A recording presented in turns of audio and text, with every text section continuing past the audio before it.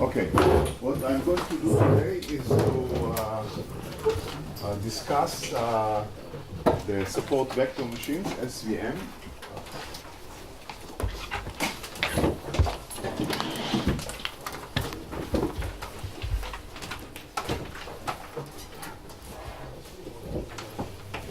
And I'll first discuss the linear version with them. And then we'll see how it goes. The light was turned off. Yeah, I don't know. What do you think is better? What do you prefer? Light on or light off? Yes, light on. Off. Okay. So the linear version, which we'll discuss this first, of course, is basically a perceptron. I introduced the perceptron. The perceptron with binary output. I remind you that you have, in terms of network, we have this little single layer network where the input comes vector x is w and y is sine of w transpose x. Okay, and now we have data. We have x and y as our labels, as labeled examples, and we want to learn them. We want to find w that learned them, as we discussed last time. So we have now here a set of examples: x mu, y mu. Okay, I can put y0, but okay, let's put y0 as the given labels, plus minus ones that are given for the examples. So we have 3 examples. All right. So let's suppose P is such that there is a solution, that the data can be separated. So we have now in the space of the input x, we have points, labeled point. These are now the training examples. So some points are labeled plus, other points are labeled minus, and we want to find a hyperplane of W or hyperplanes that separate those. So if there is, in general, except for extreme cases, if there is a separating plane for the data, for the training data, then there will be a whole volume of weights. By the way, I'm for simplicity, I'm ignoring, I don't add biases. So all the hyperplanes go through 0. Okay? So if there is, then there is, obviously there is a whole a lot of them, of W or hyperplane, that can separate it, as you can see from this example. So the question immediately comes, is which one will be good for generalization? If you want to train to find the separating plane, which one you choose, which has a good chance for generalization? Now this is, of course, you can say it's imposed because you don't know what is the underlying rule that generates the data. Nevertheless, you can have kind of a general intuition that would say that the following. So suppose this is kind of the data that is given. Yes? It's exactly the same as the binary perceptron that you, I mean, this is... It's exactly the same. Okay, So it's just another name of the same thing, no? The support vector. No. I didn't. This is. I'll come to support vector machines. This is not a perceptron, binary perceptron. Okay. Now I'll come to support vector machines. Okay. This is the same as for anything. So in other words, this is just dichotomy by separating hyperplane. Okay. So that's okay. Now I'll come in a few minutes to support vector machine, and the question is which hyperplane or which W to find, which has a good chance for generalization. And one approach is to say, well, assume I have a separating, I found a separating plane, and now it does well for the data, but now what will be the case when the new data, new points comes in the test?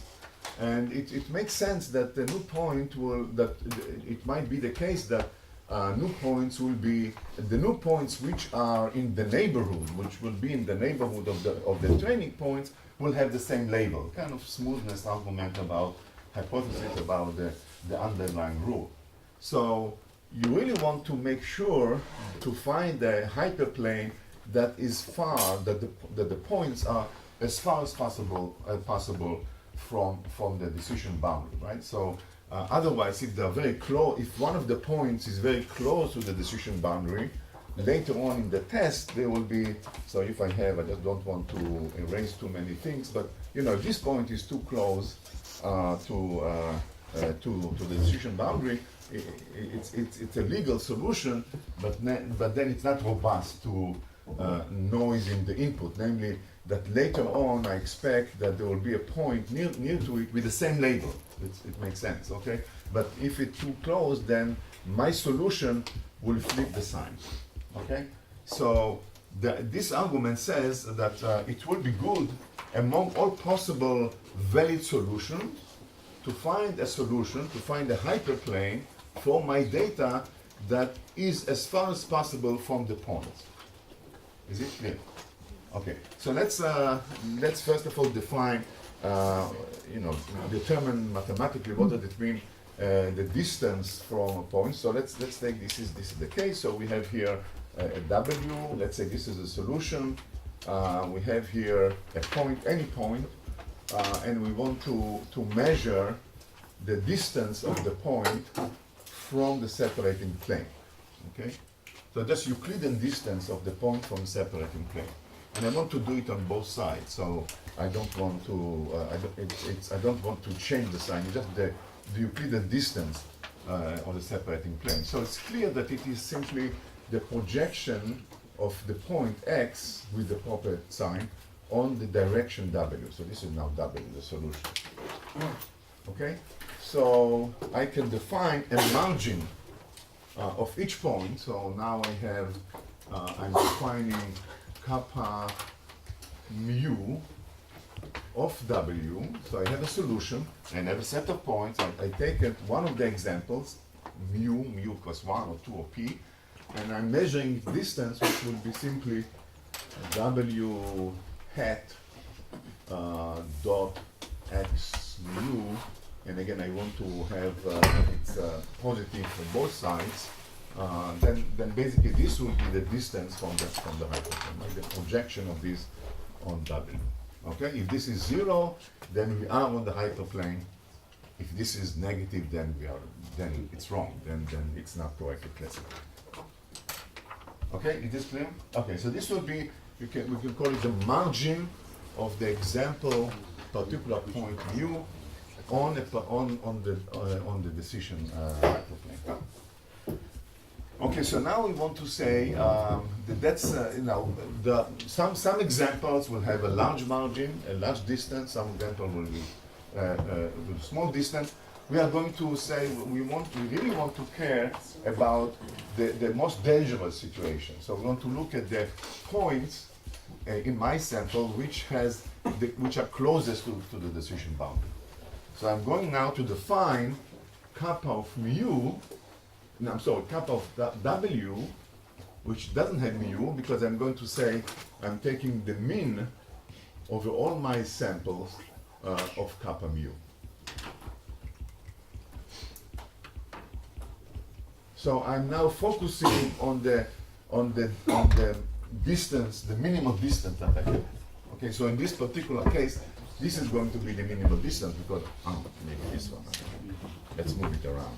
Okay, this is going to be the minimal distance. Okay, so this is now going to be kappa. But this kappa, of course, is a function of w of the hyperplane. I can move the hyperplane and see what happened to this kappa. And the idea of support vectors, it's basically a max margin solution. Max margin solution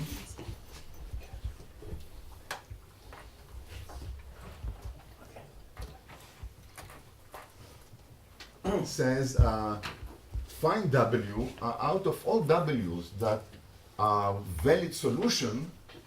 Okay, find W that W optimal as they call it, optimal hyperplane, optimal solution vector, is such that it max over all valid solution kappa of omega. So it's a min-max problem. For each W, I'm looking at the minimum of the distance, and then I'm maximizing of all solution that minimum. Okay? So I want to find a solution that it is as far as possible from the nearest point, so that the minimal distance is as large as possible. There are questions over there? No? Okay, good. So this is clear, right? So that's the strategy. What's good about the strategy is completely independent of explicit assumption about what is the underlying rule or the range of the data. You have data, whatever the data is, you can just do this and compute. As long as as long as the data is linearly separable, you have such a way. Okay. So Do you want if a we normalization constraint on What? that? Do you want a normalization constraint on the weight vector? no, it's a unit. It's a direction. So for now, the norm of W doesn't matter. Okay, and we'll come to it. So you can think about, and importantly, max margin solution is a kind of regularization that is similar to the problem that we have when we talk about the linear perceptron. But here, it is not L2 norm doesn't make sense, because if you look at this, the magnitude of W doesn't matter, because you do sine, right? So you can multiply W by some arbitrary scalar, positive scalar, and nothing will change. So this is why the regularization is less straightforward as just L2 regularization. Okay. So that's what we're going to do. Okay. So Sorry, yes. is this an argmax or the maximum? And yeah, I'm sorry. Yeah, delta W is argmax. It's argmax. Okay. All right. So we can then kind of formalize the whole thing by. This is going to sleep, it's not good. So basically we can say now, we can formalize the problem as the following. So we can say, what is, given the set of examples, what is the requirements on our solution? So first of all, we say that W transpose Y mu is just plus minus 1. Oh, y mu, y0 mu. I'll just use y mu for the data. Okay. So not forget all the time this 0. Okay. So y mu W transpose x mu should be bigger than 0. This is the classification. But if there is a solution, then it will be always bigger than something, non-zero. So it will be bigger or equal to kappa, and kappa is some number 0, bigger than 0. So kappa is at least a bound on the margin, right? And now we want to say that W is such that it argmax this pattern. Okay, so then W, from all W that obey that, W has to also be argmax over W of this kappa. So that's our program. There's a whole phenomenology and literature about what is the nature of the solution, about learning rules, and so on and so forth. And I'm not going to go into this because it will take a lot of time. There are excellent reviews and tutorials and introductions to max margin solutions. I'm just going to review what we know as the basic properties of the solution. Okay? Yes? That y mu W transpose x mu, is that for all mu, or is that some kind of average? Yeah, I'm sorry, for all mu. Yeah, this is going to be bigger or equal for all mu. So this is our constraint. If one of them is negative, then it means it doesn't separate them correctly. Okay, so if it's separated correctly, there will be some kappa that will be the margin, but we want to maximize the margin. So out of all W that obey these inequalities, we want to take the one that give us the maximum kappa. All right. So I'm going to describe the properties of this solution. And basically, the support vector machines are basically the particular solution that maximize the margin. Okay? And why they are called support vector? What is support vectors and so on and so forth? The reason for that is that if you look at what happens when in the maximal in that particular solution, what happens is that if you choose that solution, and I'm cheating by redrawing the points because I'm bad at drawing things. So, but basically, what happens is the solution will be such.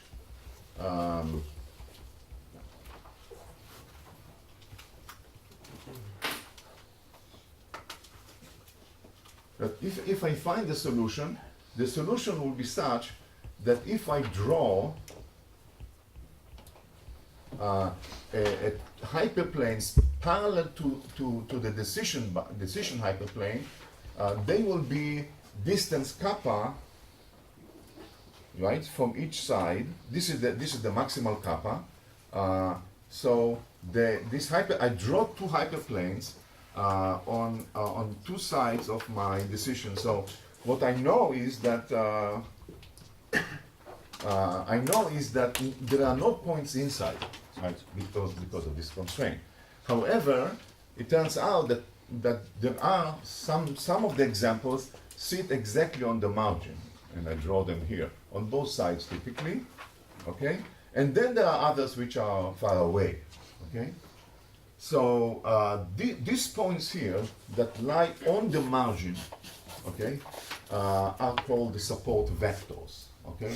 And you can see that they are the essential inputs that kind of determine, that constrains my optimal W. So let's suppose this is the configuration, this is the optimal W. Now, if I now take this point example here and move it around, it will not change W. Right? It doesn't do anything. If I move this around, it will not change W. If I move those around, it will change. Okay? So these are the support vectors. So when you look at the solution is such that some of the examples,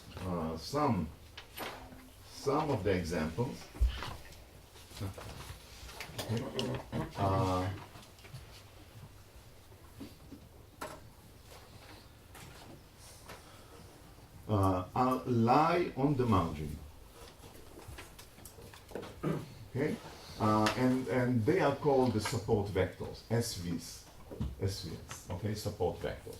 Okay, so furthermore, you can show, and what I'm doing now is summarizing a theorem which is called the Kuhn-Tucker or Karush-Kuhn-Tucker KKT theorem or conditions, let's say, which summarizes the sufficient and necessary conditions for this optimal W. Okay? So what are the conditions? First of all, the optimal W, just write W, but I mean the optimal W, can be written as sum of, in principle, on all the examples, with coefficients which are like lambda mu, y mu, x mu. So each contribution is simply, if you want, a kind of Heb rule, taking the input vector, multiplying by the correct or the desired label. So this is this one, y is plus minus 1. And then a coefficient, which is how much this particular example contribute to the solution W. And lambda mu, so this is condition 1. Condition 2, that lambda mu has to be bigger or equal to 0. So we're talking about non-negative contribution to W. And now and furthermore, as we already saw here in the geometry, lambda mu will be 0 if the points are interior. So and there will be non-zero or potentially non-zero only for the point which are interior. Because if a point is interior, it cannot contribute to here because as I said, you can see here that if I move it around, I don't change W, so it cannot enter here, okay? So that is captured by the following condition, that lambda mu times 1 minus the fields h mu equal to 0. And the field h mu are defined simply as W transpose X, W transpose, Y mu, W transpose X mu. These are the field induced by W on each one of the on the muth example. Sorry, not one. I'll use the version kappa, and the field will be again a W hat. Okay. All right. And then we have a condition that this is the definition of the field. They have to be bigger or equal to kappa. So that's the condition 4. Okay. So condition 4 simply says that all the data is separable with some margin kappa. Here it says that lambda mu times kappa minus h mu equal to 0, and it says that lambda mu bigger than 0 and W is given by this. So if you find the solution for these equations, basically you find optimal W and kappa and so on. All right, then I'm simplifying a more precise version, but that's good enough for us. Okay. So that says that the separability with kappa. That says that only the support vectors are potentially. If lambda mu is bigger than 0, then the point lie on the margins. Okay, lambda mu is equal to 0, and W is given by this. Now. There is a whole literature about how to find solution to them, and I'm going to skip the algorithmic issue because it doesn't really. I'm not going to discuss dynamics of learning and so on and so forth. Okay, so what I want to say is, before going on, is given this notion of support vectors and given the notion of margin. I give you an intuition why it might be good for generalization, but can we formalize it more precisely? So the reason why support vectors machines and are good for generalization, or the argument for that, or the formalized argument for that, is that one can generate bounds, okay, on the error. So here is the problem. Suppose I have some algorithm, I don't care which one, that linearly separates my data, gives me a valid solution on P example. And now there is some test data, and I'm computing my probability of error on the test data. So I get some error. And now I can, average over all possible P examples, on this process, and average over all possible test examples by the correct distribution, and then I get what we call generalization error, or rather average generalization error, because I'm averaging not only on the sampling of new point, but also on all possible draws of these P examples, right? Let's call this average generalization error, epsilon g, and it's obviously a function of the number of examples, P, which I was able to separate. So I'm assuming that I'm able to separate, I have some algorithm that separates P examples. The question is, what will be my probability of error, or average probability of error of this algorithm on new example. And this is epsilon g, between 0 and 1 is here, because, at 0 and 1 in principle, but typically between 0 and 0.5. 0 means that it's perfect, 0.5 means it's random, and so on. Okay, is it clear? Okay, and there are several bounds. There is one bound that says that this is basically less than the mean of two terms. One term is just, over P, okay, over P plus 1, but I won't be so pedantic. mean of n. So n over p is a bound, okay? But however, you can have better bound, which is x. I'll define what x squared is, the coefficient over kappa squared. Okay, x squared is just the maximum L2 norm of the point themselves. Okay, that I do. Okay, why x squared appears there? It should be clear because I said the margin obviously doesn't depend on w, on the magnitude of w, but it does depend on the magnitude of x's. If I just scale all my data, right, then the distances from the margin from the decision surface also grow, right? So I can always get as large margin as I want by just simply scaling all the inputs. But this doesn't do much. So we don't really care about kappa. We care about kappa in units of the magnitude of the data. So this is why this x squared kappa squared. Kappa squared has the unit of x squared, right? Because otherwise, it does change as I scale up and down my data. Okay, so this is one of the famous bound that you can show on any linearly separable data, any algorithm that separates the data to points of p minus 1. Okay, so that's a bound. Okay, so now this means that if I have a solution that generates large kappa, and if I somehow can have this as a small number, then I can do better on the bound. Okay, is it clear? This is one argument why it sounds it makes sense. It's reasonable to look for a solution that maximizes the margin, because that's what I do here. I'll maximize kappa. Yes. Are there any conditions on X? What? Are there any conditions on X or not? That anything that what? Any conditions on X? No. No. Completely general. All right. So that's one bound. There's another bound.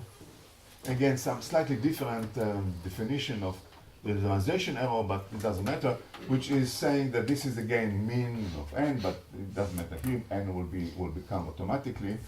This is NSV over P, where NSV is the number of support vectors. So the NSV is defined as the number of mu such that the number of lambdas that are positive, right? Sorry, that are bigger than 0. The number of support vectors, the total number of points that lie in the margin. So that's NSV over P. Now n is always less or equal to, NSV is always less or equal to n, because W is n-dimensional vector, so that it doesn't make sense. You don't need more than n vector. If they're not linear independent, to represent W. So obviously this will always be bounded by n, like here, n over P. However, if you have a solution with small number of support vectors, okay, then it's again good for the bound at least. Okay, for the bound. Number of support vectors divided by P. That's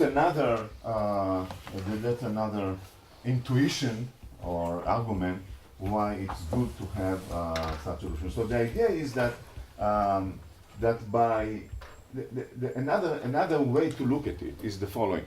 If you think about this as kind of a basis or representation of W, not in terms of its coordinate, I goes from 1 to n, but in terms of this basis which is defined by your points, the examples, then the fewer support vectors are, the sparser this representation is. So it kind of connects, at least morally, to the idea that sparse coding or sparse representations are more robust to noise, are better for generalization, and so on.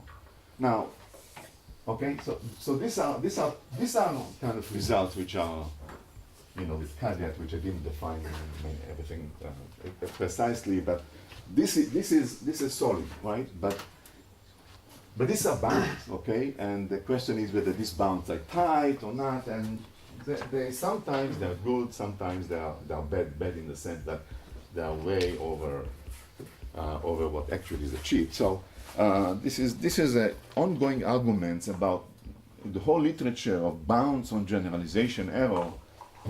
How you make this bound tighter and whether they are really helpful or not, and all these 80s and 90s have been devoted on these debates and derivation tighter bounds, and even to this day. Anyway, questions about that? Yes. And the first generalization error, that x, what is it exactly? It comes from the data? So x squared is basically you want all the data, all x mu, they should be within a ball of size x squared. That's the definition of x. That's the definition of x. In other words, put all your points within a sphere with radius x. Okay, this is a scalar. Okay, and again, it must be here because otherwise this will not make sense. Because it doesn't make sense that generalization error just depends on artificial scaling up and down of an example. I'm just a little bit confused. If your x's are images, for example, then you have pixel values. Then x will be so if I have images as inputs, okay. So I don't know, there will be some L pixels on each side, let's say. So I have L square pixels.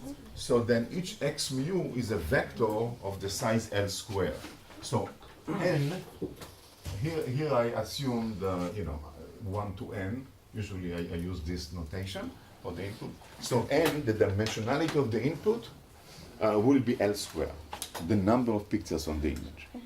And now you have to take, so now images have dynamic range, I don't know, between 1 to 256 or between, I don't know how you scale It them. depends on how you encode them, though. So Yeah, that's what I'm saying, so it doesn't matter. It depends on how you code the data. You mean how you code the dynamic range of each pixel? Yeah. This is what I'm saying doesn't matter. Because the way the specific encoding will change both of them in the same proportion.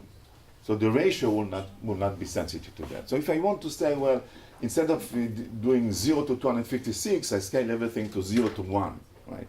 This will cancel in numerator and denominator. Thank you. Okay. More questions? Yes. So if you're deciding which of the data points are support vectors, do you have to define some sort of small neighborhood of the margin? No, it's precise. It's algebra. There is no either I sit there or not. But then there's always That's like it. one support vector in What? practical. But then in practical case there must always only be one support vector, right? No. Almost, There are many. almost surely. There are many of them. No. The practical cases, there are many of them. But then there must be a neighborhood or should. No. What's the chance that there will be? No. Okay. So let me be more precise.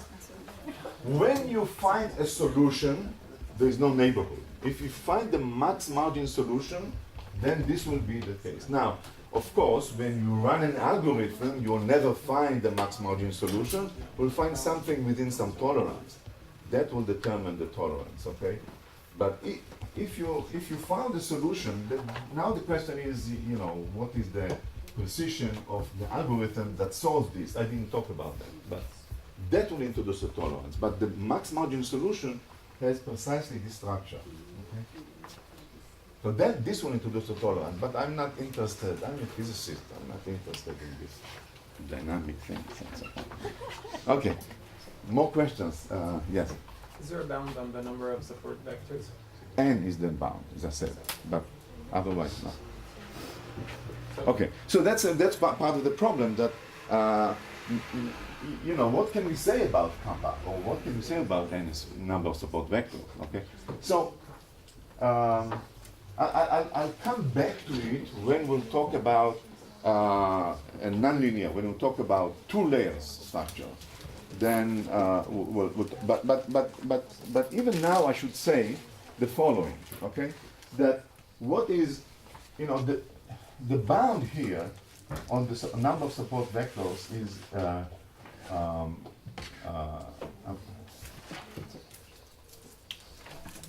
no, I'm sorry, I said it wrong. The bound on the number of support vectors, yeah, I said is n or p, right? Both of them, right? N and p. So that's important in cases where n is extremely large. Okay. The number of support vectors is bounded by n because w is n-dimensional vector, but it's also bounded by p, by the number of examples. Okay. So that means that if I have a way few number of examples relative to n, right, the number of this will be the number of support vectors will be p. Now, but of course this doesn't matter, p over p. But if I don't look at the generalization bound, but I go back to this expansion, to this idea of sparsity, we can see a hint of an important point. An important point is that the complexity in terms of W is set by the number of examples, not by the dimensionality of the point. Okay? W is represented in this fashion. Okay? So at most there are p terms there. Okay? So even if n is very big, W is represented by at most p terms. This will be more important, and we'll come to it when we discuss today or probably tomorrow, the non-linear version of that. So we'll come back to it. Okay? More questions? Yes. If I solve one of these problems and I have some number of support vectors, and then I fix one, and then I push all the others just slightly inwards into their half space. Yeah. So then either this bound gets better, right, or the max margin solution has to change. So which of No, those things if you move those around, nothing will change. No, but if I move the support vectors. Oh, the support vectors you move, then it depends, right? So once you move them, you have to reorient. You have to recalculate. Yeah, exactly. So typically, I can't just decrease NSV for free, right? The max No. margin. That's the that's the these are kind of a group that I can tie together with W. You cannot just move them. No, there is no way. The rest you can move, but these are sorry. More. Can Yeah. you give an intuition why it's divided by p when actually like all the examples that are not in the support vectors, they don't seem to play any role? This is why this is small. That's good. The numerator is small. I can give you intuition for this very quickly in the following. Okay. What? I'm sorry. The upper one was wondering especially. The what? The first one. You're talking about this one. Yeah. This one is has kind of a tolerance argument, which I mentioned at the beginning, right? That any any points is likely to be the larger the margin is, the better it will be resilient to new points which will have the same label, but that's kind of the argument. I have to look forward. I mean, beyond that, you have to look forward. But again, they are bounds. It's not, it's not always useful because you have to ask, how big this kappa can be. One more point before I continue. See, there is something strange here. There is n here and there is kappa here, or kappa over x, which is the relevant thing.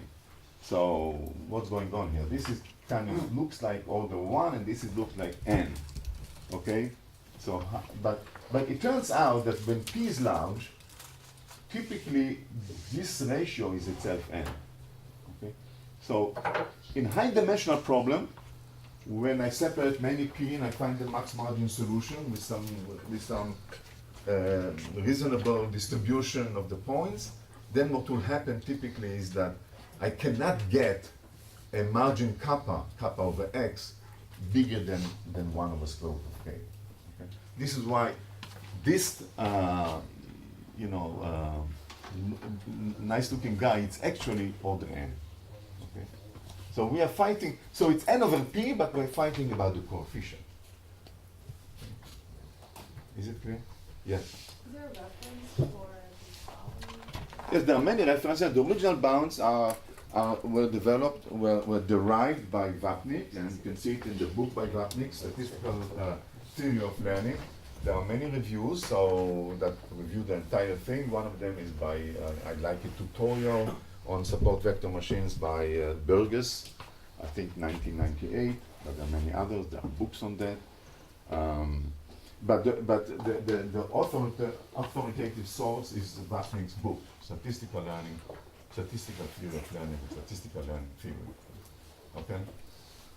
And there are many other variations of that. I don't want to discuss it further.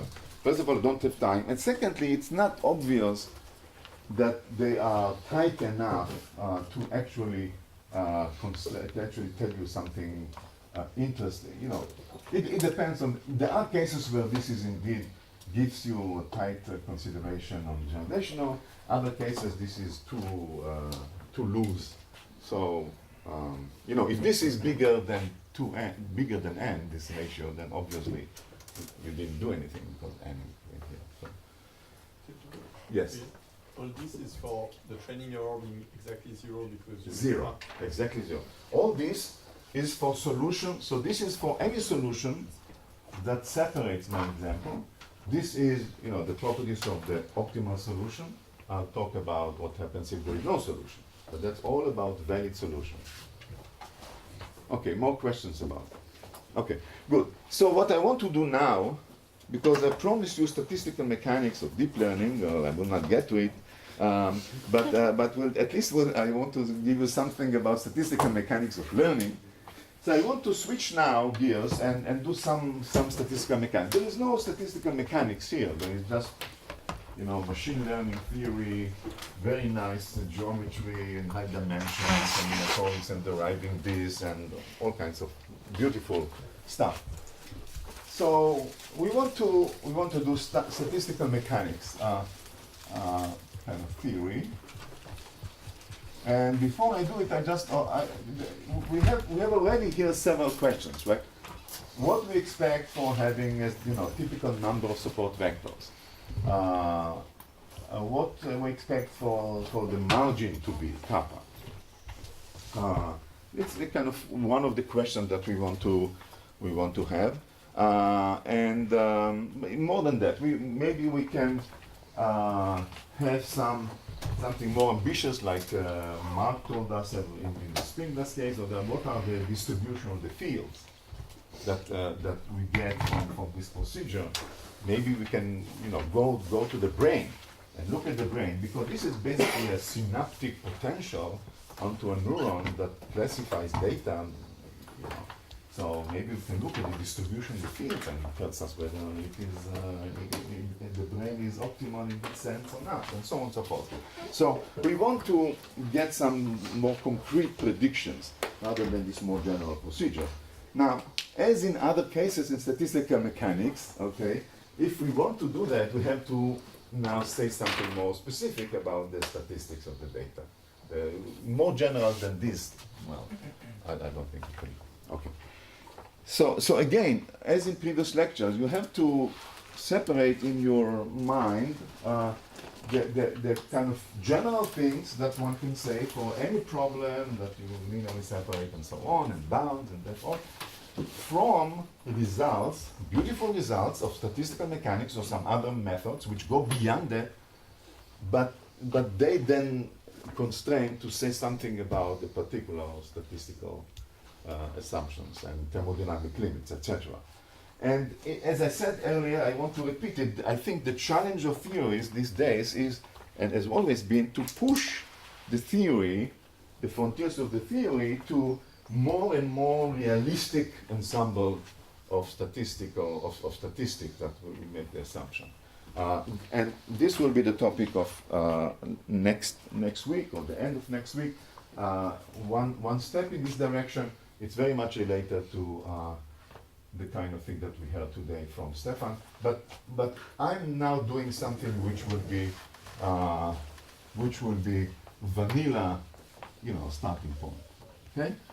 So what I'm going to do to go beyond this, I want to calculate, for instance, as I said, what is, given P examples, what is the maximum kappa, maximum margin I can get.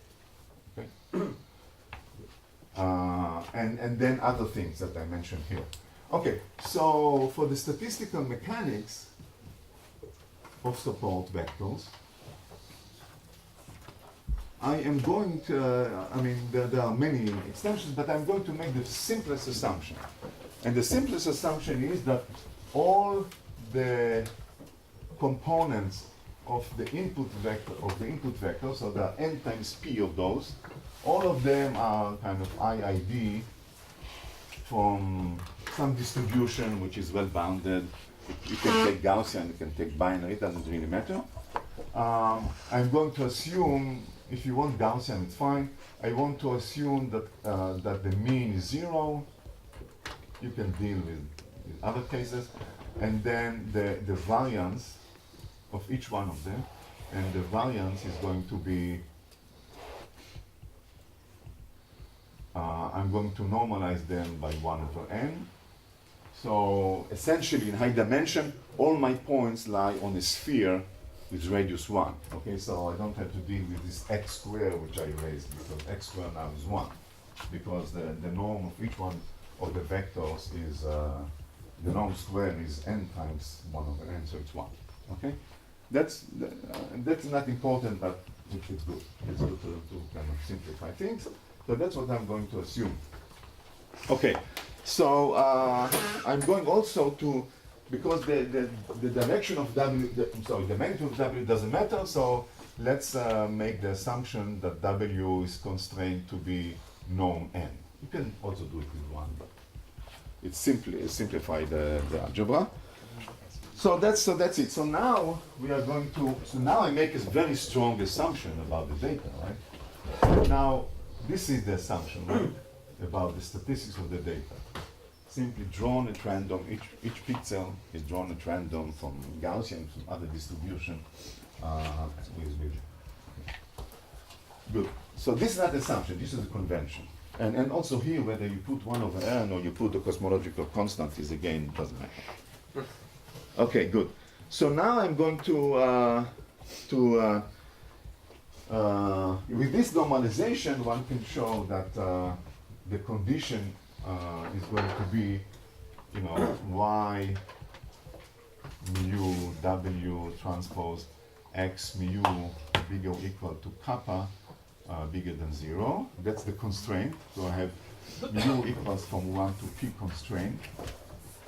Okay, and then I just, you know, there is no x dependence. We can normalize all the vectors x to norm 1.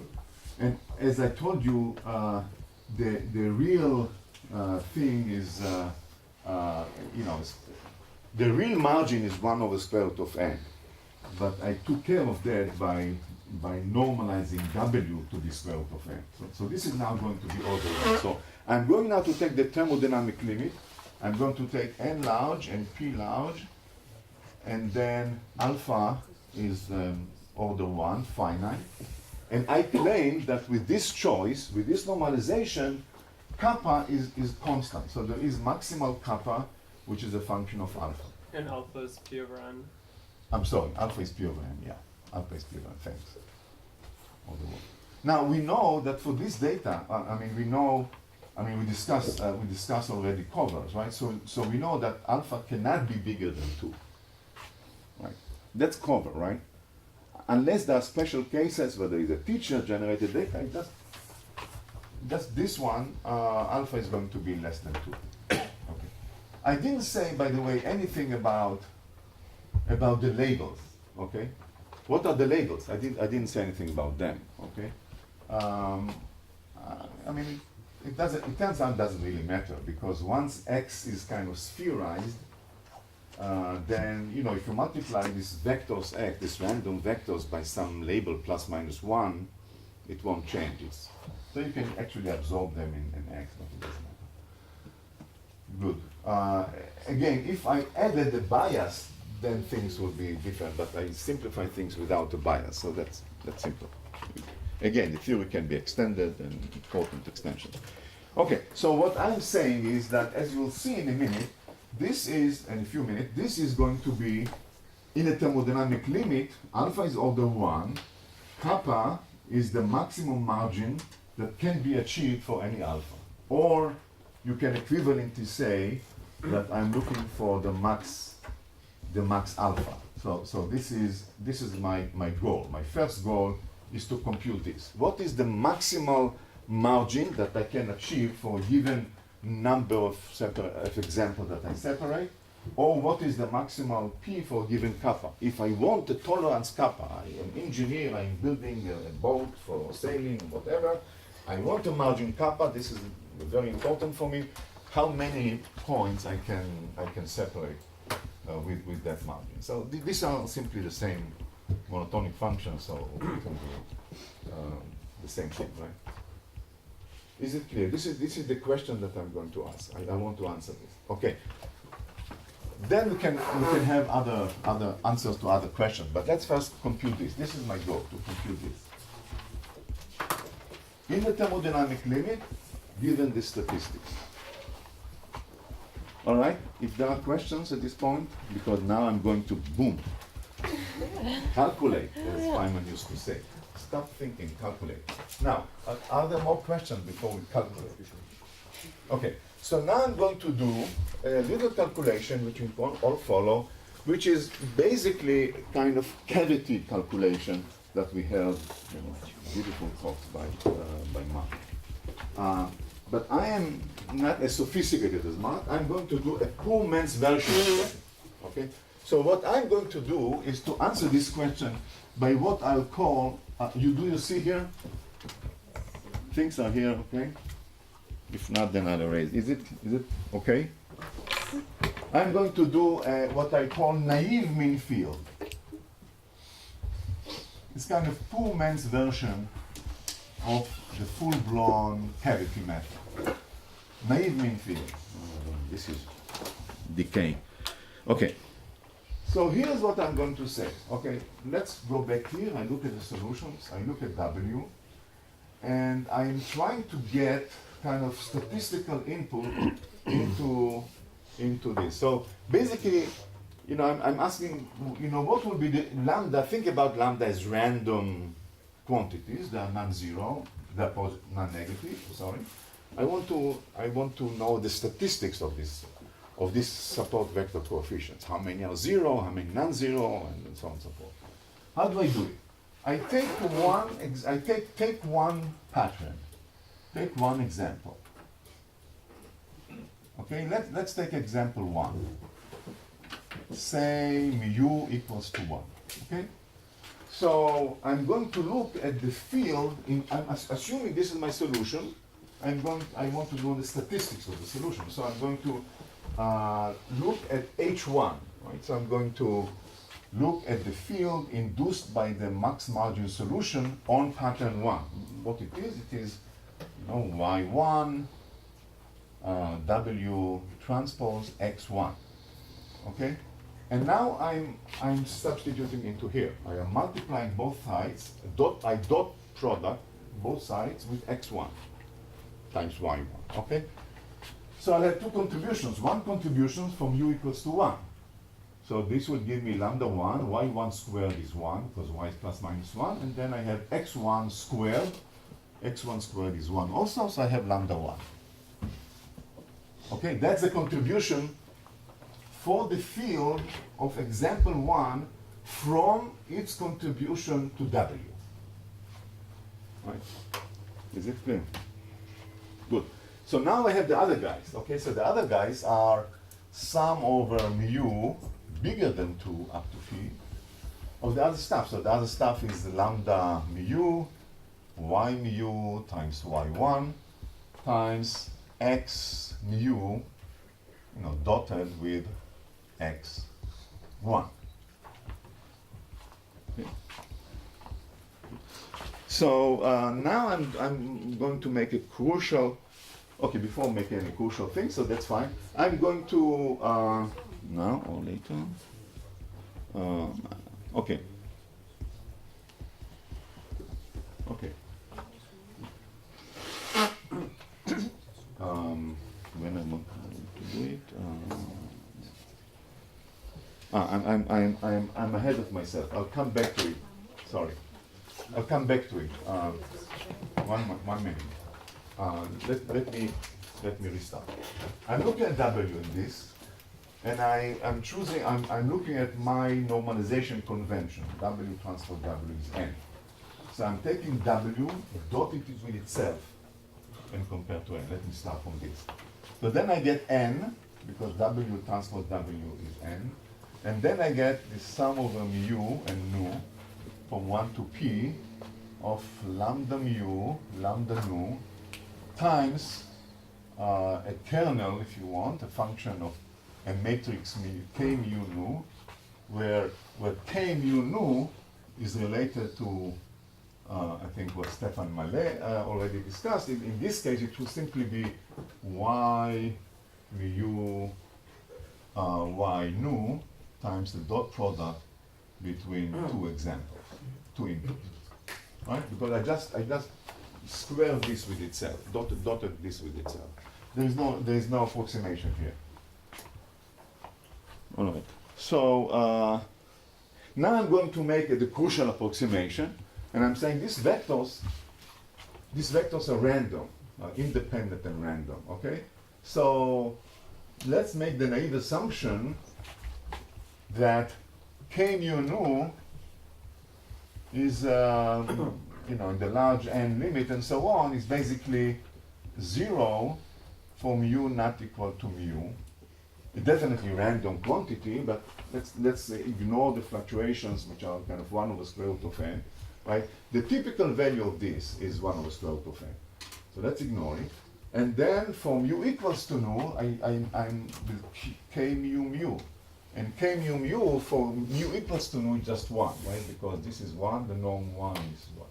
So I'm just having this, that k is just the identity matrix. Well, I mean with this approximation. Okay? Good. So if you want to be stronger, statement is that I'm averaging this over all the examples. This doesn't change. So the claim is that the average of this over all examples is just I. Okay. So I'm plugging it back here, and then I get n equals to sum over mu from 1 to p of lambda mu square. And again, I meant in the sense of averaging over possible samples of examples, etc. So I get this condition. I put here identity matrix because of the statistics of x, and then I get this. Okay. Now imagine there is some distribution of lambda. So this is simply the second moment of lambda. So this I can write as simply p times the average over all examples of lambda squared. That's what I get, right? Because I have p of them, and now the probability of each one of them, I'm simply assuming that that this will be just the same for all of them. If I reshuffle the examples and so on, I'm not going, this is just going to be a number with some distribution of lambda, and giving this lambda squared, and then p terms, so this is p equals n. So I get a very simple relation. If I divide by n both sides, that 1 equals to alpha times the second moment of my support vector coefficients. Very simple result. Okay. This tells me why it's important for me to compute the statistics of lambda or the lambda squared, because if I want to know alpha as a function of kappa, then I better pay attention to this. But if I know how to compute this, I plug it back here and I solve the problem. Okay?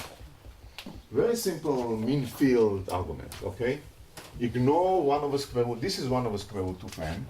Each term here is 1 over square root of n. Ignore that. Then just replace k then by. Okay, questions up to now? Okay, so good.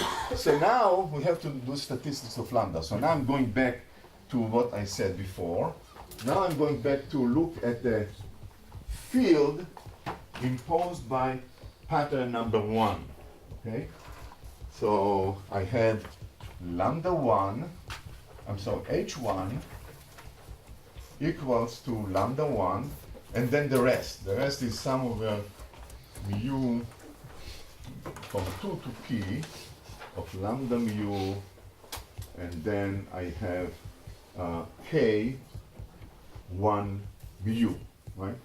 Because I have, again, I multiply this by y1 and dot product with x1, so all the other terms are here. K1 mu, lambda mu, for all the other mu's. So, well now, there are p of them, and this is now off diagonal, they're random. I cannot say 0, of course, because there are many of them. So I'm just saying this looks to me like random Gaussian field. Why Gaussian? Because the dot product of x with each one of the other x's is random. Okay, so you have sum of random terms. So let me just call this t. Let's define this as t, which is the t represents the random contribution from all the other support vectors on the field of each one of them. That's what I'm doing. I'm looking at the field of one of them, number 1. This is the contribution to the field from each own support coefficient. And this is the contribution, the random contribution from the environment, from the other support vector. This one. So let's write it. H1 is lambda 1 plus t. I'm going to assume t is Gaussian. The average is 0, obviously. And then I'm going to compute the second moment of that. So t is Gaussian. And let's compute the second moment. Well, it's clear. You just square this, okay? So you do the average, sum over mu, nu, lambda mu, lambda nu, and then you average k1 mu, k1 nu. You average this product of kernels from example mu and example nu. That's what I have here, this average over the vectors x mu. Okay, so what does it give me? So it's very simple to see what's going on because what is k1 mu, k1 nu is sum over I and j of xi1, xi mu, xi1, I'm sorry, xj1, xj nu, right? It's a product of dot products, right? x1 x mu and x1 x nu. This is the product of k's. Okay, but because of the randomness, the only term which remains, is I equal to j. So I equal to j is x1 squared is 1 over n. So I get 1 over n times sum over I of xi mu, xi nu. I'm averaging over 1 over x1, so I get this.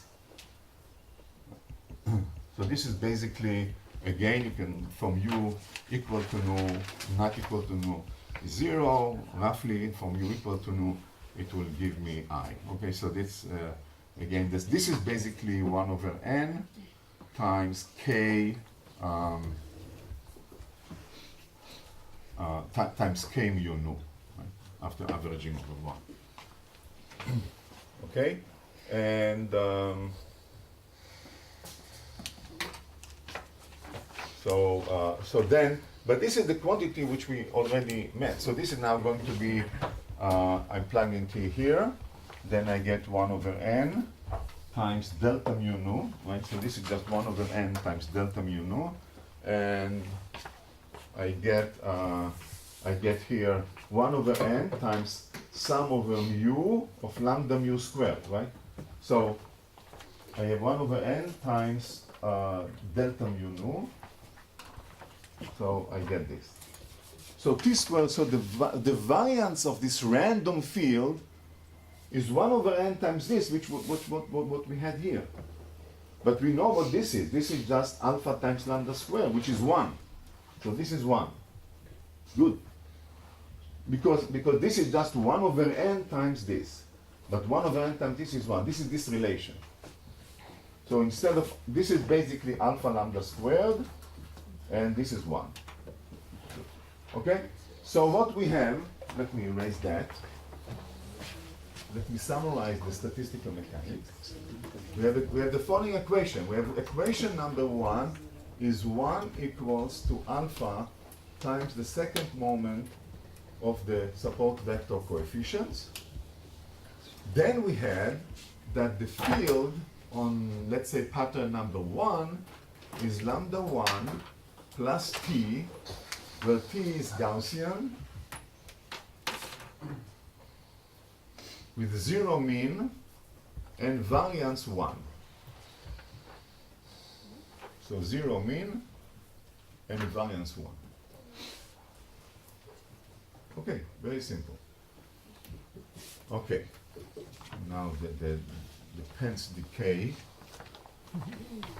Right there. Black. All right, so again, let me make sure that you are with me. We started with this. There is no harm here. I just used the normalization of W. I just took this and dotted with itself. I got this. No approximation here. But now I said dangerously so that I am going to ignore the off-diagonal elements because they are small individually, and the diagonal element is 1 by definition.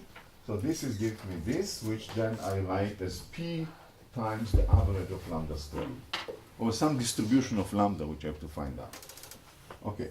Now, in order to get a distribution of lambda, I take one pattern, let's say number 1, and I look at the field, and I say there are two contributions, lambda 1 from its own contribution to W, and then random contribution from the environment, from the other support vectors, contributing to W, which is here.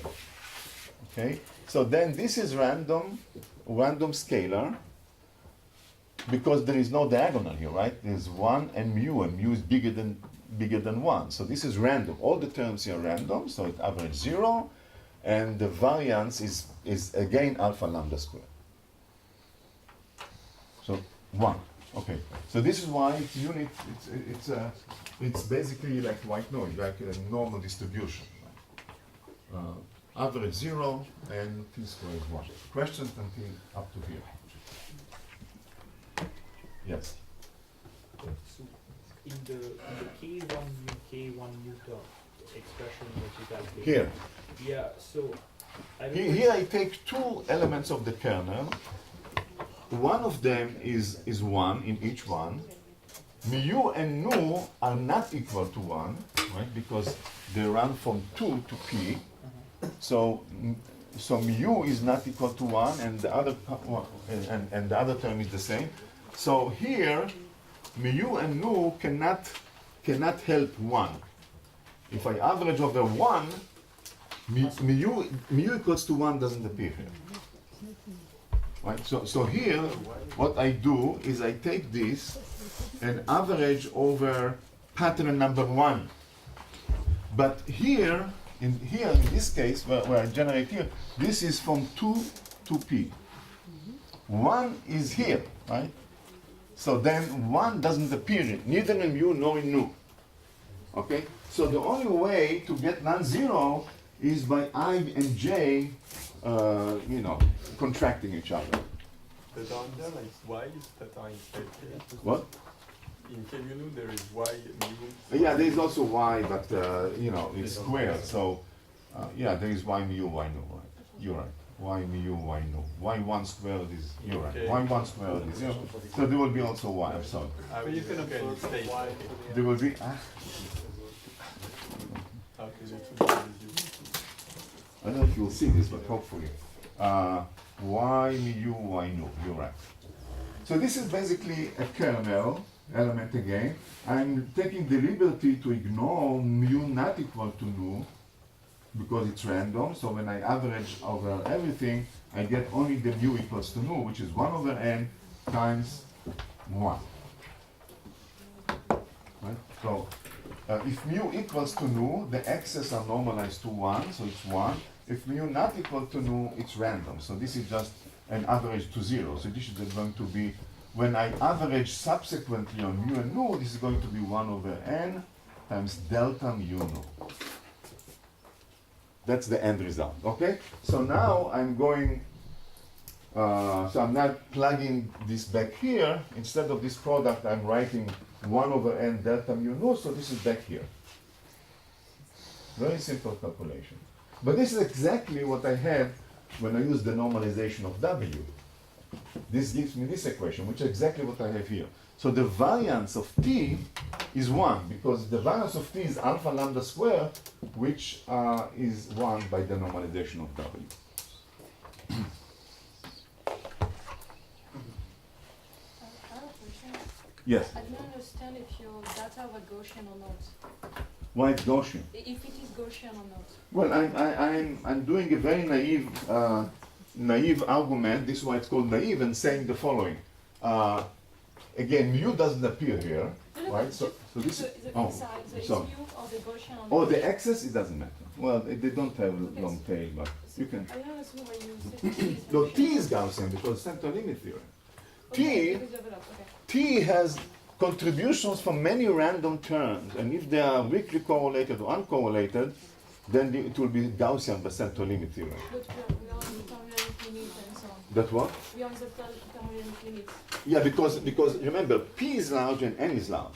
That's crucial. This whole statistical mechanics, whole this main field, is only in the thermodynamic limit. Okay?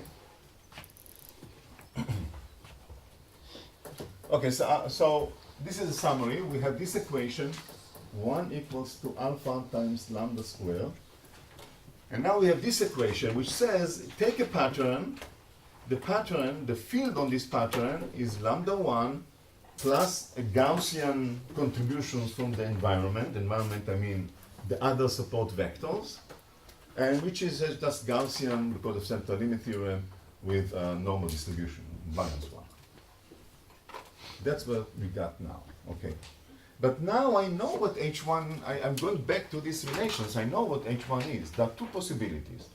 Either one is interior, so possibility 1, option 1, possibility, okay, option will be easier to write. Option 1 is that pattern number 1 is interior, namely not a support vector. Well, then we know that in this case, H is less than, H is bigger than kappa, right? It's interior, so the field is bigger than kappa, and lambda is 0, right? That's the Kentucky, right? Any point which has fields bigger than kappa don't contribute, so their lambda is 0. That's the content of that. There are support vectors. The only ones which contribute to W are the support vectors. Support vectors are the ones where the field is exactly kappa. All the other ones which are bigger than kappa don't appear in W. Okay? So, if I happen to choose a pattern which is interior, then I know that lambda is 0. Okay? So then I know that H1, in this case, H1 is T, okay? And it's bigger than kappa. Because it's interior. Interior means that the projection of W on x1 times y is bigger than kappa, but lambda is 0, so then H1 is T bigger, and then T must be bigger than kappa. That's the, in this case, T must be bigger than kappa. T is random Gaussian vector with normal distribution. It has to be bigger than kappa for the field to be interior. Right? Okay, good. Option number 2 is that it is support vector. That pattern number 1 is support vector. Well, if it is support vector, then lambda will typically not be 0, but whatever it is, we know that H1 has to be equal to kappa.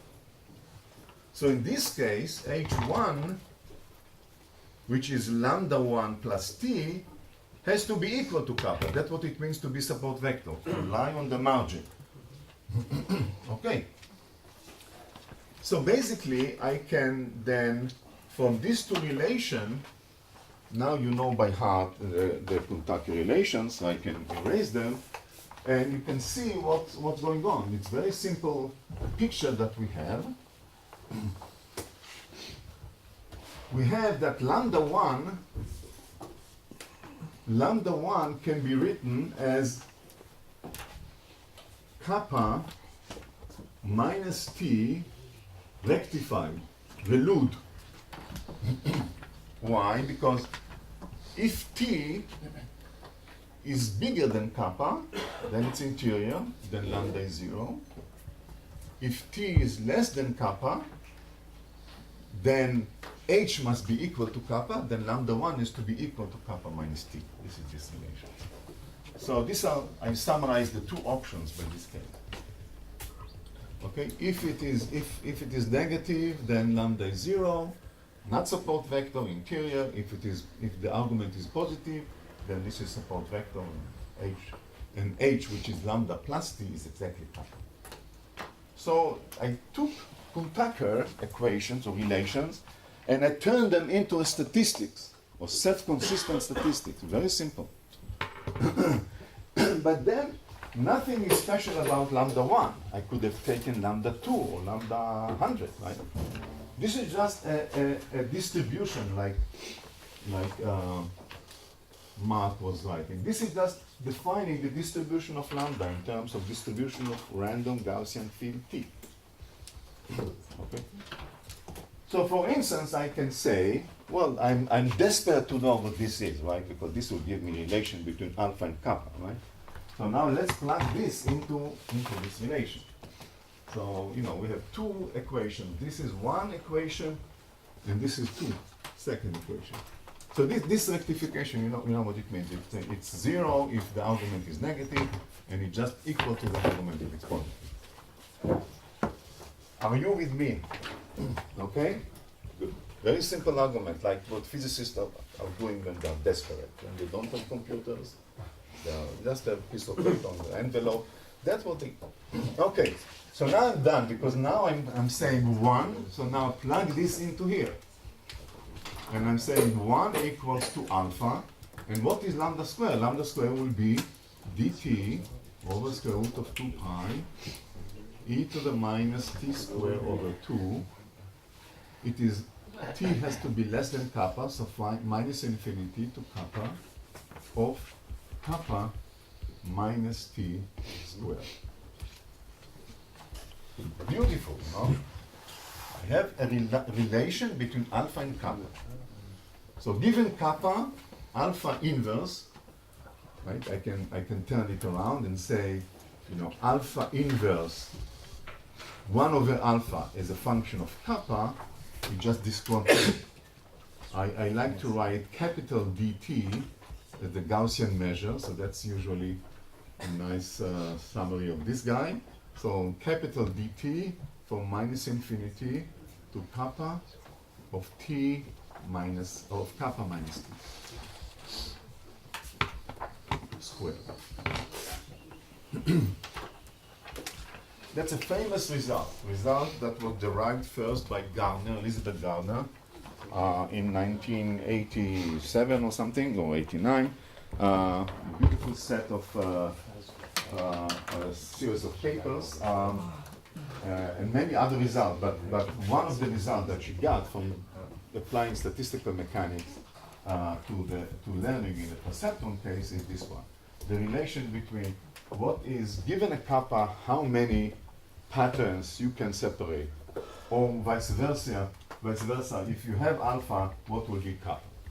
What will be the maximum kappa? This is all looking at the transition, at the maximum kappa, right? So how this looks like, so let me erase here, and just let's plot this and see how beautiful it is. Okay, so let's plot this. So I'm plotting alpha.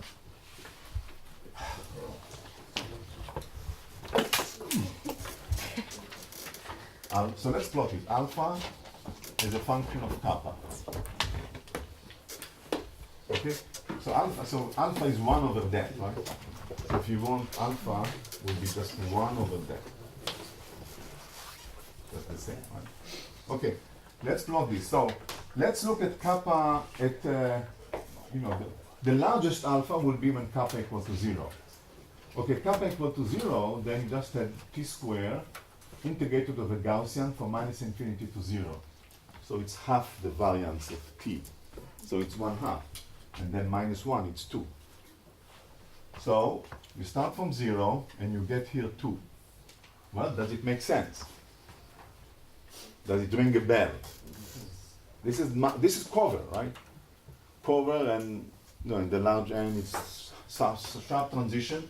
So when you are at the cover limit, alpha equals 2, your kappa is 0. Obviously, because if kappa was positive, it means that you can push further alpha on the expense of kappa. Cover doesn't know about kappa. Cover just said separate them. Okay? Cover, there is no statistic, there is no margin. The margin has to be anything which is bigger than 0. So basically, kappa goes to 0 is cover. Now, it's monotonically decreasing. We can look at what happens for large kappa. For large kappa, you can forget about t, and basically you have kappa square, 1 over kappa square. So this is basically going to 0, and then here it is kind of 1 over kappa square. The larger kappa you want, or you need, for your sailing boat engineering, the smaller alpha is possible, right? Okay? And so basically, you can summarize and say, this is the separability regime. Separable. Anything here can be achieved. This is unseparable. You cannot achieve this, okay? And this is what we calculated, the max margin solution, the SVM solution, is exactly on the border. Here, there are no solutions that can achieve it, nothing here. Here, it can be achieved according to this theory, but there are many solutions, okay, not unique. This is kind of non-optimal solution. A whole volume of solutions lie here. But this is kind of the line separating the separability from the non-separability, unique solution, which has these properties which I described. Okay? She did it with replica, which we'll hear from maybe Mark tomorrow. Something, I'm not sure, maybe next school, next summer. But this is a very simple. Okay, now I want to say a few more words. So once we got to here, we can have more fun. For instance, I can say, well, how many support vectors are there? We had this bound with support vectors, but now we know exactly. Well, in statistical or in kind of large N thermodynamic limit. Because remember, the argument was the support vectors are those T which are less than kappa, right? If T is bigger than kappa, it means that the random contribution in itself puts you in the interior. But if T is less than kappa, then you have non-zero lambda, right? Lambda is non-zero only for T less than kappa, which is here. So we know that the fraction, NSV divided by P, the fraction of support vectors, which I'll denote by FSV, is simply ds, this Gaussian measure, dt, I'm sorry, from minus infinity to kappa. Okay. We can also write it as, kind of physicist definition of commulant Gaussian distribution. So I like to define h of x as the integrated tail of a Gaussian distribution from x to infinity. So this will be h of minus kappa. So that's very simple. So I can draw here the prediction. So this is kappa, and this is h. This is the fraction of support vectors. So let's start with kappa equal to 0. Kappa equal to 0 is just 1/2. Right? 1/2 of the vectors lie on the margin if you are at the cover limit. Okay? So this is 1/2. Now it cannot be bigger than 1, or otherwise it will be a terrible mistake in calculation, right? So we start with 1/2. When kappa is large, this goes to infinity, you go to 1. Okay, so basically you have something that, okay, the fraction of support vector. Okay, so you want large margin, you pay the price of putting more support vectors, and it kind of makes sense. Think about these points, Gaussian points, spread in the space of inputs, and now you are kind of trying to push to push the margin as far as possible, then you kind of concentrate more points on that, and in the limit you just be all of them on the support vector. We can also ask what is the probability of H. This is other question. So this is now, we had capacity, that's one result. We had now the fraction of support vector, and now we can also discuss what is the probability of H of the fields induced by the optimal solution. So what do you mean by probability? You know, you have many examples. Some of them are on the margin, some of them not. If I collect the histogram for these fields in the larger limit, what will be the distribution? So it's easy now. We know everything now. We have wrote H as a distribution already. So we know that it will look like that. This is H, and this is the distribution of H. So first of all, we have a delta function at kappa, right? Because a fraction FSV of the fields will be exactly kappa. So we'll have here kappa, we'll have a delta function. The weight of the delta function is precisely what we computed. So this is H of minus kappa, you know, going from 1/2 to 1, which I plotted here. Then the rest are just, you know, H was kappa plus lambda. So H was lambda plus t, right? Remember, H1 was lambda 1 plus t. So this is when lambda 1 is positive. When lambda 1 is positive, this is equal to kappa. This is here. And the rest are lambda 1 equal to 0. The interior are bigger than kappa, but they're just Gaussian. So, you know, so you have kind of a tail of a Gaussian distribution. The tail, because it starts from here, right? So this is the interior, H bigger than kappa, just the truncated Gaussian. Right? This is just, this tail is just e to the minus h squared over 2 divided by square root of 2 pi, truncated at kappa. That this distribution. So we can look, in principle, at the brain.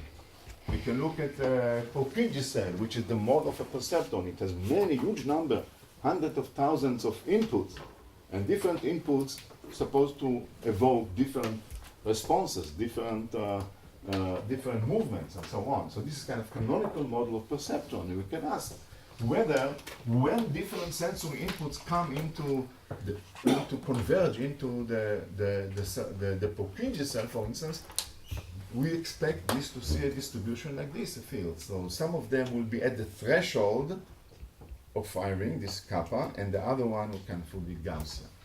Okay? One example of how the theory can be used, not only to make predictions, but on theoretical prediction, mathematical predictions, but can also be used to make predictions on the on experimental systems. Another question which might be interesting is to ask what is the distribution of the weights. It's another thing that experimentalists can do. Look at the weights, you know, measure connections, take this bellow out to this Purkinje cell, which has this 200,000 inputs converging onto it, kind of a giant perceptron, and compute the weights of the distribution of the weights. And do have maybe you have a prediction here. Now, unfortunately, this is not so informative, because from what I said, you can imagine that the distribution of the weights are basically Gaussian around 0. This is now P of W, a single W, P of W1 as a function of W1. This is it. It's Gaussian with the normalization, so it's unique. Okay, so this is the prediction number 4. Just simply Gaussian with the unit variable. The width is defined by the normalization. This is not interesting. Well, maybe it is, but it's not surprising. Okay. However, the game is more interesting, because we assumed in the whole thing here that the weights can be positive and negative, and we just find the optimal weight, okay? In the brain, this is not the case. Weights have a definite sign. Either they are excitatory positive or they are negative. You can have LPP or LTD or whatever plasticity you have, but you don't have change of gender.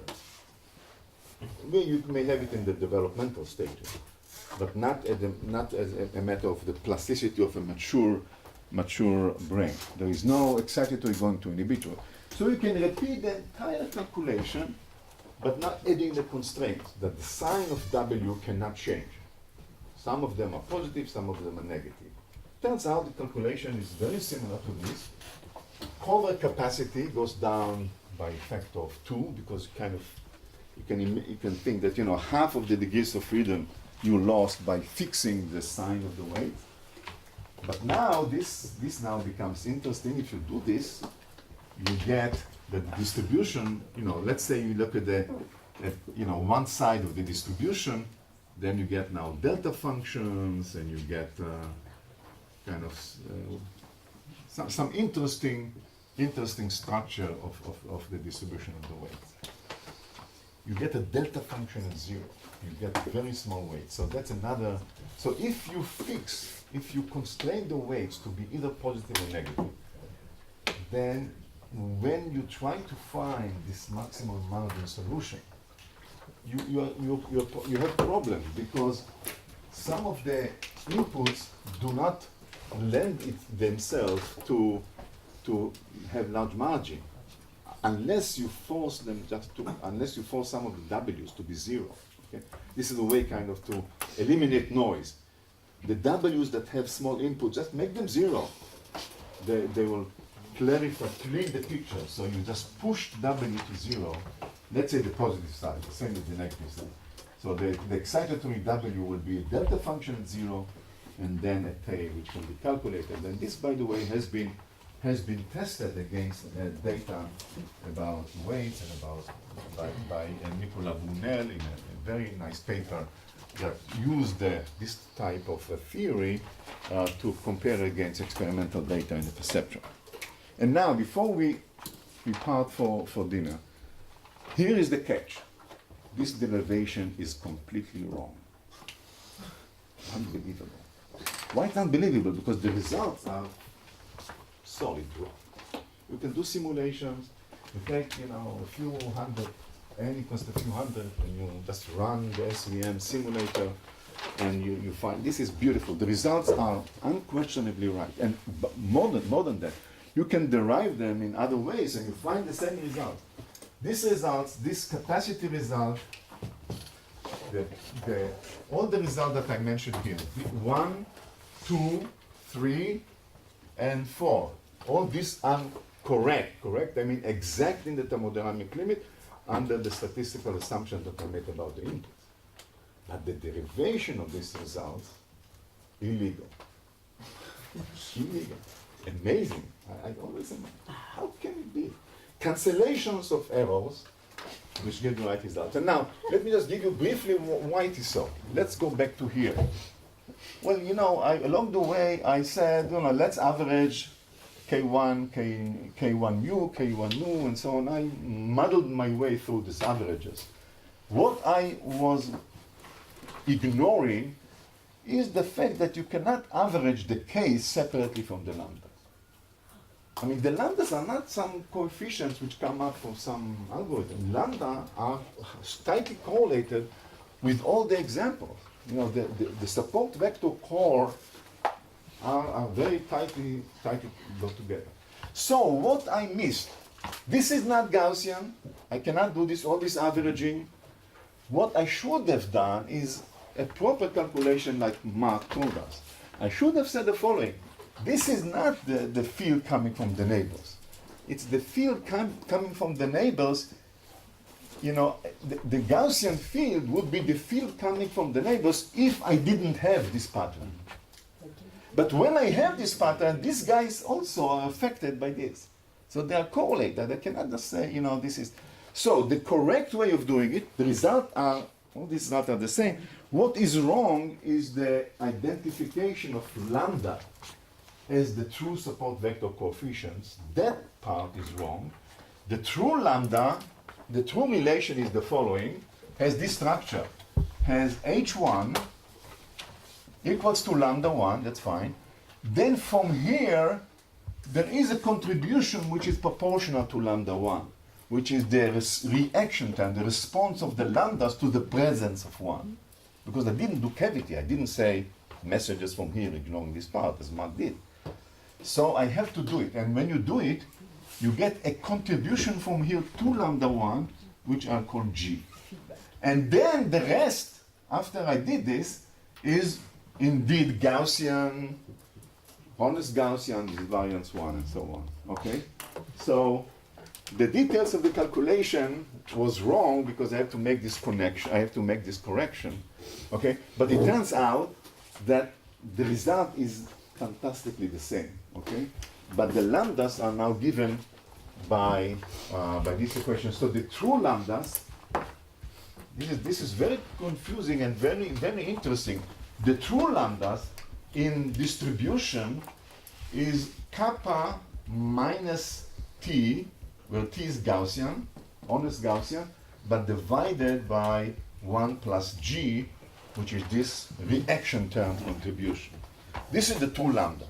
The rest of the calculation is correct, and because there is cancellations of things, which we can philosophize over things, but I just want to say this is 2 lambda. And what is g? You can calculate self-consistently. This is basically a cavity method, and g turns out to be minus f SV, minus the fraction of support length. Okay? With this, you can then do everything, and I can share you with notes how to do it correctly with cavity method, which is this one. Okay? But it's beautiful that the result, this is the miracle in physics. Great physics theories are derived by the wrong intuition, well, not the wrong intuition, the right intuition, the wrong derivations. It's amazing. Einstein had errors. Not Einstein, but Einstein had errors, but somehow, miraculously, the result is right.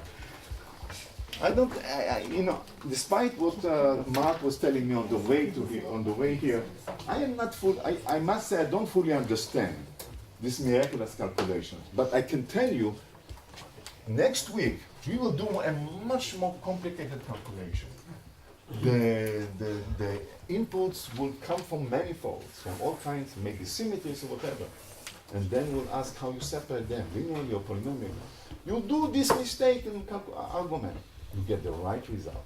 How do I know? Because you can do the calculation independently with many more pages, replica, cavity, and you see the right result. But somehow these mean field things cancel things around and get this one. But what's the mystery here? You said that that it's things that cancel out each other, so then you can pinpoint it's this canceling this and that's it. So it's not mysterious, this case, right? Well, you see, it's not so simple, because if this is, let's take this, okay? If you take this now and plug it into this equation, 1 equals alpha lambda squared, you get the wrong result, right? You cannot plug this lambda. It's more subtle. Yeah. This is the correct lambda. This is the correct distribution of the actual coefficients that appear in the sum. Okay? The lambda that I was using is a fictitious lambda.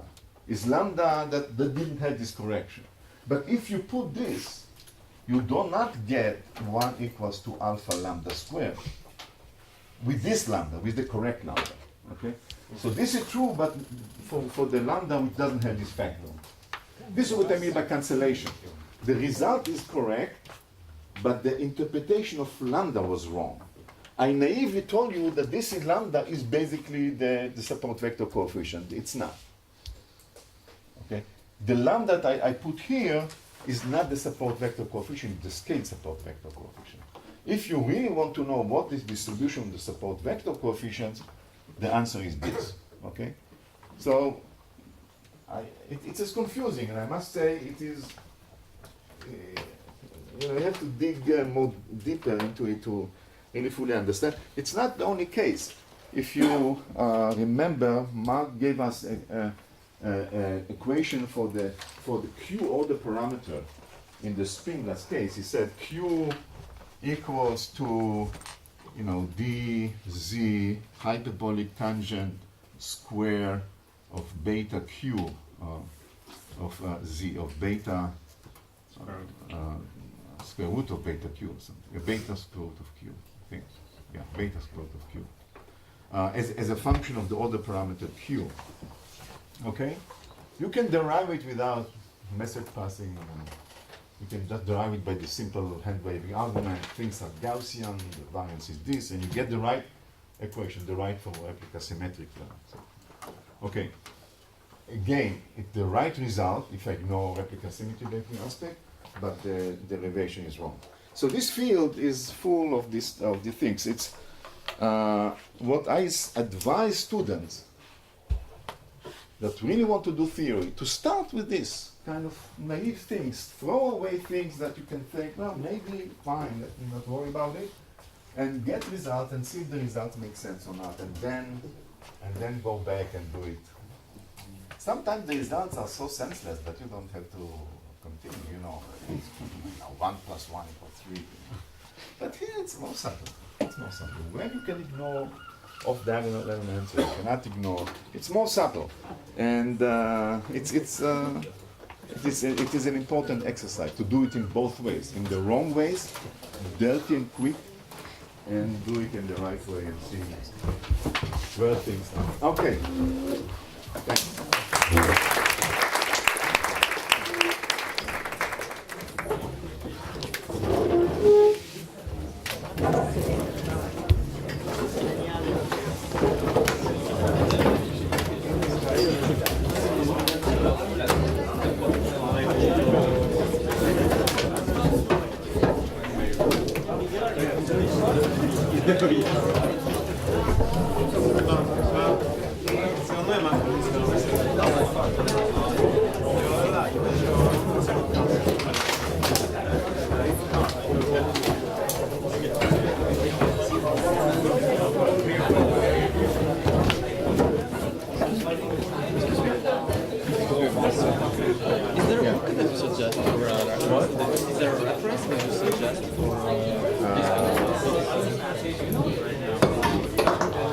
It's a good question.